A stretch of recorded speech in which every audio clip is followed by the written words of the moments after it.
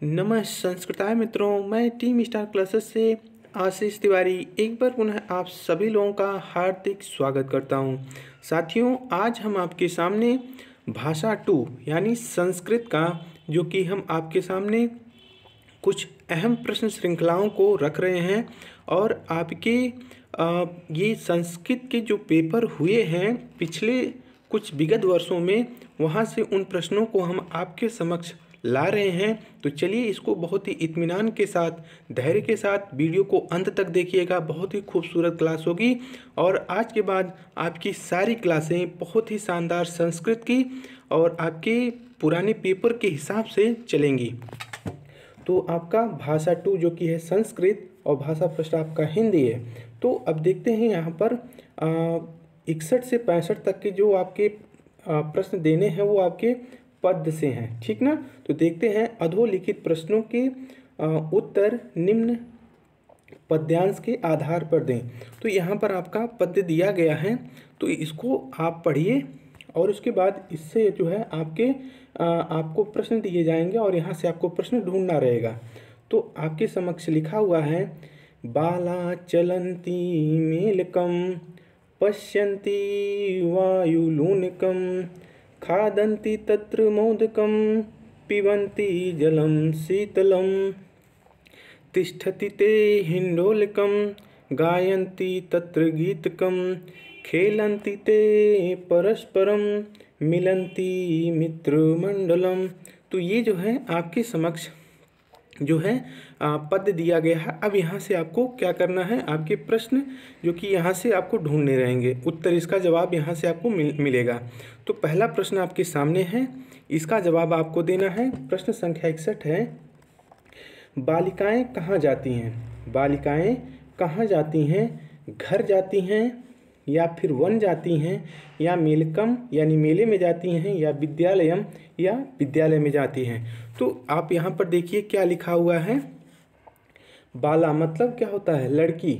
चलंती Malcolm यानी आपका सही जवाब आपके पहले लाइन में और तीसरा शब्द है मेलकम। देखिए आपका प्रश्न मिल गया। लड़कियाँ कहाँ जाती हैं? बालिकाएं तो जाती हैं आपका मेले में। क्लियर हो गई बात ना। ऐसे आपके प्रश्न जो है आपके पद्यों से निकालना रहेगा आपको। तो बहुत ही इत्मीनान के साथ हम आपको एक एक चीज़ बताएंगे, समझ रहे हैं ना। बालिकाएं मेला जाती हैं, यहाँ पर जो कि मेलकम शब्द है यह नपुंसक लिंग का जो है पद है, समझ गए ना। चलिए आगे बढ़ते हैं। अगला प्रश्न आपके सामने है, प्रश्न संख्या 62 क्या कह रहा है, सभी बालक बालिकाएं किस मंडल क्रम में खेलते हैं? सभी बालक बालिकाएं किस मंडल क्रम में खेलते हैं? तो अब देखिए यहाँ पर लिखा हुआ है, लास्ट अंतिम लाइन है, खेलन्ति ते परस्परम मिलन्ति मित्र मंडलम। समझ रहे हैं ना। तो यहाँ पे वो देखिए प्रश्न क्या कह रहा है, सभी बालक बालिकाएं किस मंडल क्रम में खेलते हैं? तो खेलन्ति ते, अब ये ते शब्द आपका जो है, ते का मतलब वे, तो वे में आपका सब आ जाएंगे, समझ रहे हैं ना। तो खेलन्ति ते परस्परम, वे सब मिलकर जो कि आपस, परस्परम मतलब होता है आपस में, मिलन्ति मतलब मिल करके, मित्र मंडलम यानी मित्र मंडली के समूह में वे सब मिलकर परस्पर एक दूसरे के साथ क्या करते हैं? खेलते हैं। तो यहाँ पर जो है मित्र मंडलम का शाब्दिक अर्थ है मित्र मंडली से है, समझ रहे हैं ना। इस प्रश्न का जो उत्तर पद्यांश के अंतिम पंक्ति में निहित है। तो सभी बालक बालिकाएं आपस में मित्र मंडल कम अर्थात मित्र मंडली क्रम में खेलते हैं, समझ गए ना। तो इसका सही जवाब आपके सामने बी होगा। क्लियर हो गई बात ना। तो चलिए अब आगे बढ़ते हैं। बहुत इत्मीनान के साथ प्रश्नों को जवाब दीजिएगा। सभी बालक किसमें बैठकर गीत का गायन करते हैं? सभी बालक किसमें बैठकर गीत का गायन करते हैं? तो इसका जवाब आपको देना है। तो चलिए देखते हैं, ढूंढते हैं कहाँ पर गायन करते हैं बच्चे। तो यहाँ पर दिया है, तिष्ठन्ति ते हिंडोलकम गायन्ति तत्र गीतकम। अब यहाँ पर जो है सभी बच्चे क्या कर रहे हैं? हिंडोलकम। हिंडोलकम मतलब क्या होता है? इसका जो है आप संस्कृत नोट कर लीजिए। इसका अर्थ होता है झूला। जो कि आप अपने घर में या पेड़ पर आप झूला बनाते हैं, उस पे झूलते हैं, तो हिंडोलकम का मतलब होता है झूला। हिंडोलकम, हिंडोलकम यानी झूला। समझ रहे हैं ना। तो इत्मीनान के साथ इन शब्दों को भी आप नोट कर लिए। हिंडोलकम। अभी यहाँ से आपका प्रश्न एक सिंपल प्रश्न आपसे पूछ लेता है और ऐसे ही पूछता है प्रश्न, हिंडोलकम का अर्थ क्या होगा। तो आपको सामाजिक तौर तरीकों पर संस्कृत में जो है आपकी जो झूला है, झूला जो आपका है उसका संस्कृत में आपसे प्रश्न कर लेगा कि हिंडोलकम का क्या अर्थ है। 4 ऑप्शन आपके बना दे तो आपको मालूम रहेगा, तभी तो आप झूले पे ट्रिक करेंगे। तो आपके ऐसे प्रश्न, सिंपल से सिंपल प्रश्न आपसे पूछ लिए जाते हैं। इसलिए आप जो है आपके अपने घरेलू सामानों की, जैसे आपके घर में जो है कढ़ाई, कलछुल और ये आपका चाकू और जैसे आपके जो है झूले हो गए और अन्य तमाम चीज़ें, खिड़की है, दरवाज़ा है, कुर्सी है, तो ऐसे सब चीज़ों को आपको जवाब अपने बुक के माध्यम से ढूंढ लीजिए और आपके लिए फ़ायदा करेगा। तो यहाँ हिंडोलकम का मतलब होता है झूला। तो इसका सही जवाब क्या होगा, तो 63 नंबर का हिंडोलकम होगा। सभी बालक बैठकर जो है हिंडोलकम में यानी झूले में गायन करते हैं। समझ गए ना। अब यहाँ पर देखते हैं प्रश्न संख्या 64 क्या कह रहा है। तिष्ठन्ति शब्द में किस वचन का प्रयोग किया गया है। तिष्ठन्ति शब्द में किस वचन का प्रयोग किया गया है। तो आप जानते होंगे तिष्ठति, तिष्ठतः, तिष्ठन्ति, तिष्ठस, तिष्ठतः, तिष्ठत, तिष्ठामि, तिष्ठावः, तिष्ठामः। तो यहाँ पर क्या होगा बताइए आप फटाफट। हमने तो अभी आपको पूरा सुना दिया, क्लियर, जो कि तिष्ठति, तिष्ठतः, तिष्ठन्ति, यानी आपका इसका सही जवाब क्या हो रहा है बताइए आप। अभी तो हमने आपको बता दिया। तो इसका सही जवाब होगा तिष्ठन्ति शब्द केवल जो है आपका बहुवचन है। क्लियर, तिष्ठति, तिष्ठतः, तिष्ठन्ति बहुवचन में आ गया ना। और ये जो है तिष्ठन्ति शब्द आपका बहुवचन है।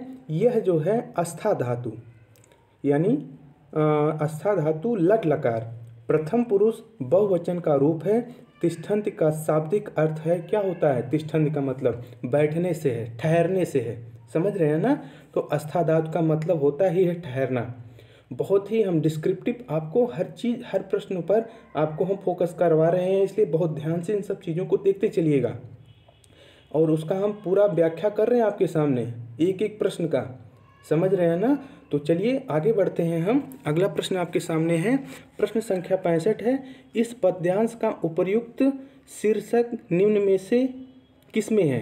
बाल उद्यान से है, मेलकम से है, मित्र मंडली से है या फिर आपका जलम से है।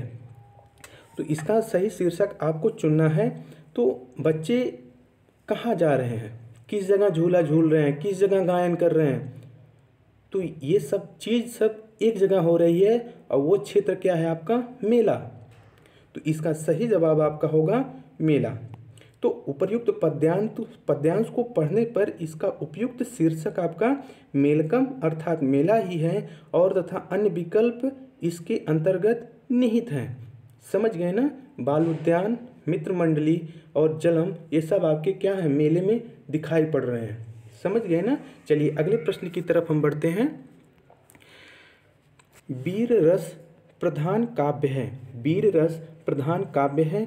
इसमें से आपकी कुछ जो है आपकी कुछ किताबें हैं जो कि लेखकों के द्वारा लिखी गई हैं। इसमें आपका है नैषधीय चरितम, उत्तर रामचरितम, कुमार संभवम और किरातार्जुनीयम। तो वीर रस प्रधान काव्य इसमें से कौन सा है अब आपको बताना है। तो चलिए हम बता दे रहे हैं आपको। भारवीकृत जो कि महर्षि जो कि संस्कृत के विद्वान भारवी ने किरातार्जुनीयम लिखा हुआ है। समझ रहे हैं ना। जिसमें आपका वीर रस की प्रधानता है। भारवीकृत जो कि किरातार्जुनीयम है और इसी में आपका वीर रस है। समझ गए ना। और आगे का हम बता दें आपको, जबकि हर्ष का जो है कृत जो है नैषधीय चरितम है, हर्ष जी की। समझ गए ना। और इसमें आपका क्या है तो श्रृंगार रस है। हर्ष जी की जो कृति है वो नैषधीय चरितम, उसमें श्रृंगार रस है। और आगे है आपका भवभूत जी की जो है रचना उत्तर रामचरितम है। उत्तर रामचरितम ये भवभूत जी की रचना है और इसमें जो है करुण रस की प्रधानता है। समझ गए ना। चलिए अब फटाफट आगे बढ़ते हैं। बहुत ही आसान सिंपल सा क्वेश्चन आपके सामने है, माहेश्वर सूत्रों की संख्या कितनी है? तो इसका सही जवाब आपका क्या होगा? 14 होगा, 16 होगा, 10 होगा या 12 होगा? तो इसका सही जवाब आपको पता है और इसका सही जवाब होगा आपका 14। सी ऑप्शन बिल्कुल सही है। तो यदि आपको माहेश्वर सूत्र मालूम हो तो एक बार गायन करिए हमारे साथ। अयुण रिलिक वोच है वरट लण यमंगणम झबई घट दस जमगढ़ दस खप छठत चटतव कपय ससर हल। तो ये आपके 14 माहेश्वर सूत्र हो गए, जो क्योंकि महर्षि पाणिनि द्वारा ये जो है शंकर जी के डमरू के नाद के माध्यम से उन्होंने क्या किया, इन 14 माहेश्वर सूत्रों को जो है उन्होंने लिख दिया। समझ गए ना। चलिए अगले प्रश्न की तरफ हम बढ़ते हैं। अगला प्रश्न है संख्या 68 और पूछा क्या है? षणवती संख्या है, षणवती संख्या है। मेरे प्यारे बंधु, मेरे प्यारे भाई, ये प्रश्न आपका संस्कृत के यूपी टेट के एग्ज़ाम में 2 बार आ चुका है। बहुत ही ध्यान से इस बात को नोट करिए। जो आपको पूछा जा रहा है संख्याओं को संस्कृत में, आपकी एक प्रश्न हमेशा हर एग्ज़ाम में आपकी यूपी टेट या सी टेट या एस टेट किसी भी एग्ज़ाम में आपकी पूछ लिया जाता है। इसलिए आपको हम बार बार फोकस कर रहे हैं कि संस्कृत में जितनी संख्याएं हैं, और हमारे जाके EBS माफ़ कीजिएगा संस्कृत की प्लेलिस्ट में चले जाइएगा, वहाँ पर हमने कुछ संख्याओं को, चुनिंदा संख्याओं को हमने वहाँ पर नोट कराया है। उन संख्याओं को आप पक्का मेरे कहने के अनुसार आप याद कर लीजिए, आपकी 1 नंबर फिक्स हो जाएंगे। ये मेरा वादा है और चैलेंज है। समझ रहे हैं ना। तो षणवत का मतलब क्या होगा? तो यहाँ पर षणवत का अर्थ होगा 96। तो इसका सही अर्थ विकल्प आपका है 96, यानी सी ऑप्शन 96। 96 का संस्कृत क्या होगा? तो षणवत हो जाएगा। समझ गए ना। और साथ साथ आपको 63 का मतलब होता है 63। 63 का मतलब होता है 63। समझ गए ना। और आगे है आपका 69 या 69 को जो है हम 69 कह सकते हैं। नवसप्तति, 9 और 7, माफ़ कीजिएगा 69 मतलब 70 में 1 कम यानी 69। समझ गए ना। और 69 6 और 9 ये आपकी क्या है? 69 है। समझ गए ना। और आगे है 98। 98 का मतलब होता है 98।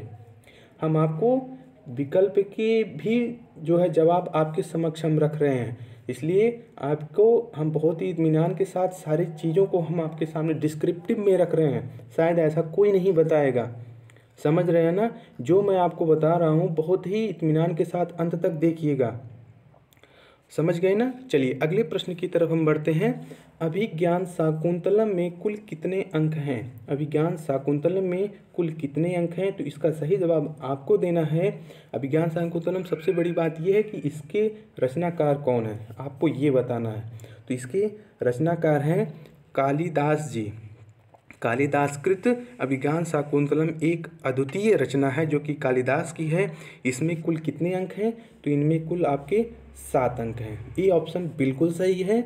और आपको बता दें संपूर्ण अंकों में चतुर्थ अंक अत्यंत महत्वपूर्ण है। इसके विषय में कहा जाता है काव्येषु नाटकम रम्यम तत्र रम्या शकुंतला। इनका जो ये काव्य है अभिज्ञान शाकुंतलम जो रचना है, इस काव्य के नाटक में जो है रम्यम तत्र रम्या शकुंतला, यानी जो कि रमणीयता जो कि सबसे ज़्यादा शकुंतला के ऊपर चतुर्थ अंक में जो कि दर्शाया गया है। समझ गए ना। चलिए अगले प्रश्न की तरफ हम बढ़ते हैं।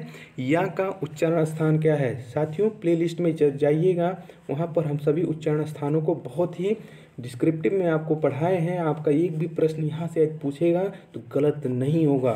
तो या का उच्चारण स्थान क्या है?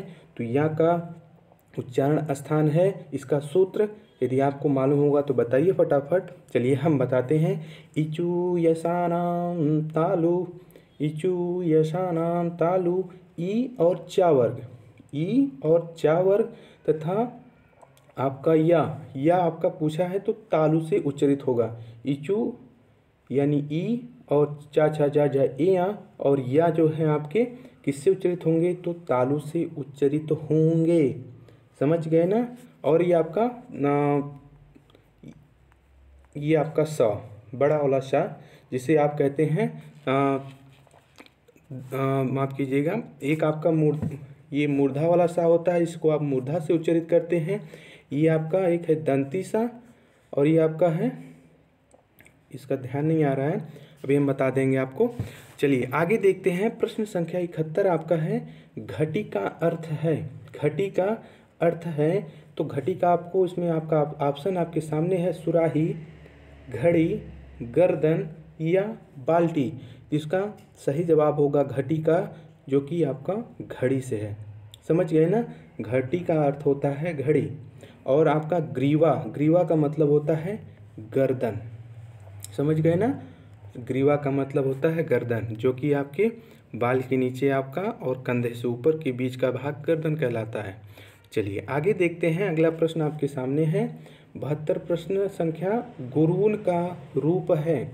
गुरून का रूप है, ऑप्शन आपका प्रथमा विभक्ति बहुवचन, तृतीया विभक्ति एकवचन, और सप्तमी विभक्ति एकवचन, द्वितीय विभक्ति बहुवचन। तो इसका जो है गुरून का रूप होगा, तो इसका आपको बता दें कि द्वितीय में पूछ रहा है ना, माफ़ कीजिएगा, गुरून। गुरून शब्द जो है आपका किस में पड़ेगा, तो प्रथमा में पड़ेगा कि या द्वितीय में पड़ेगा। तो मेरे हिसाब से यह जो है आपका द्वितीय विभक्ति बहुवचन में पड़ेगा। तो द्वितीय विभक्ति का जो रूप क्या है वो आप बताएंगे। गुरुम गुरु गुरून, गुरुम गुरु गुरून, ये आपका द्वितीय बहुवचन में होगा। इसका डी ऑप्शन बिल्कुल सही होगा। समझ गए ना। चलिए अगले प्रश्न की तरफ हम बढ़ते हैं।